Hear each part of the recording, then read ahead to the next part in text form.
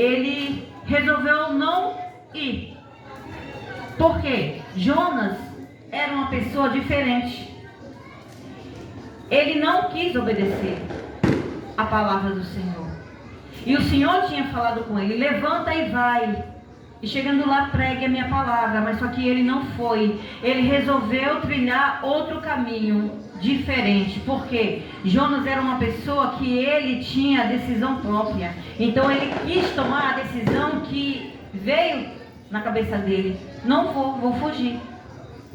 E Jonas descendo ali, pega o navio, paga a passagem, entra naquele navio e segue o rumo dele. Ali ele estava achando que ele seguindo aquele caminho, Deus não estava vendo. Deus estava vendo. Deus sabia que ele ia fugir? Sabia.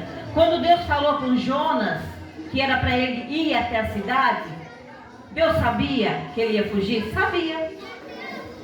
Mas Deus fez com que Jonas fosse. Aí ele foi, seguiu o caminho dele. Quando Jonas entrou naquele barco, Deus mandou um vento tempestuoso naquele mar. E o navio balançava para lá, balançava para cá. E aqueles homens do navio: vamos lançar sorte, vamos jogar as iguarias que está no barco para ver se para mais, né? Mas só que não. Aí desceram até o porão, encontraram quem? Jonas no porão. E ele disse: acorda, dormente, e clama ao seu Deus para saber o que mal foi que sobrecaiu sobre nossas vidas. E Jonas estava ali, desobediente naquele lugar. Aqueles homens temeram quando Jonas disse que era hebreu e servia o Deus de Israel. Aqueles homens temeram quando ele abriu a boca e falou: eu sirvo um Deus que fez o céu e a terra.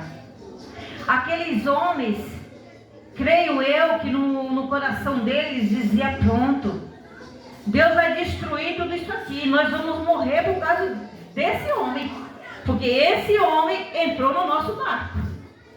Ele vai passar um processo, vai, mas nós também vamos passar, porque nós estamos aqui junto com eles. Então decidiram o quê? Lançaram Jonas ao mar. Jonas foi lançado ao mar. Quantas pessoas hoje em dia não está fugindo de Deus, não está correndo do teu chamado? Tem um chamado para pregar, tem um chamado para louvar, tem um chamado para administrar na rua, evangelizar na rua, mas não vai, está correndo do chamado do Senhor. E esse povo pensa que está escondido do Senhor. Não tem como se esconder da face do Senhor. Ninguém se esconde da face do Senhor. Porque aonde lugar que a gente entra, Deus sabe, Deus vê, Deus conhece, Deus sabe. Até quando nós vamos pensar, Deus já sabe o que nós ia pensar, o que nós ia fazer. Ele não sabia que Jonas ia fazer? Sim, sabia. E aqueles homens, uma observação que eu fiz foi que esses homens que estavam ali, temeram quando Jonas falou do Deus Altíssimo, o Deus que criou o céu e a terra. Eles temeram. Eles já tinham ouvido falar do Senhor Jesus. Eles já tinham ouvido falar de Deus. O tão poder que era o Deus daquele homem que estava ali. Jonas teve que ser lançado às águas. Jonas foi engolido. Quantas pessoas não está descendo, não está trilhando o caminho errado, saindo da presença do Senhor e criando o caminho errado, caminho do mundo, do homem, pensando que está conseguindo algo, mas não está. Só está descendo a profundezas, que nem Jonas desceu. Foi preciso que Jonas descesse a profundeza daquele mar. Jonas clamou, mas só que era a alma de Jonas que clamou, porque Jonas não estava mais ali, já tinha morrido na barriga daquele peixe. Mas a alma de Jonas clamava para Deus, para que Deus viesse tirar ele dali. E Deus escutou a oração de Jonas. É preciso que a gente passe por tribulações, é preciso que a gente passe por esse tipo de coisa, para a gente saber que Deus é Deus no céu e na terra, e é Deus que nos guia, que com nossos pés, com nossas mãos, nós não podemos chegar em lugar nenhum sem o Todo-Poderoso. Quantas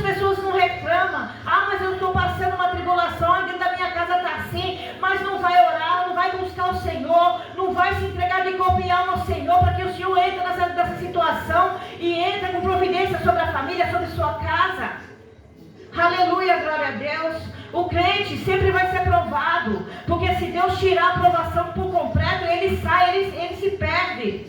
Então, para que não venha se perder, Deus coloca as provações para a gente clamar, mas ele chegar até ele, porque muitos estão trilhando o caminho errado, caminho da perdição. Quantas pessoas têm do nosso lado pedindo socorro porque está passando por uma situação, mas nós sabemos a palavra, nós temos conhecimento da palavra. Deus já deu a ferramenta nas nossas mãos para nós trabalhar, para nós administrar a palavra, levar a palavra para essas pessoas, mas nós se calamos, nós focamos numa coisa. Muitos estão na igreja focados naquele que está fazendo a obra. Quantas pessoas não estão sentadas na igreja pedindo a Deus para que Deus venha tirar o pastor, para que venha tirar a missionária, para que venha tirar a levita, para que venha tirar o irmãozinho que está ali trabalhando na igreja. Mas ele não quer fazer a obra, ele só quer que Deus tire. Você acha que Deus está escutando essa oração? Ele está se aprofundando cada vez mais no mal. Ele está descendo a profundeza e não sabe. Aleluia, glória a Deus. E essa situação que se encontra na igreja, da onde fugir? Da face do Senhor, não tem aonde fugir. Deus conhece cada coração. Deus conhece.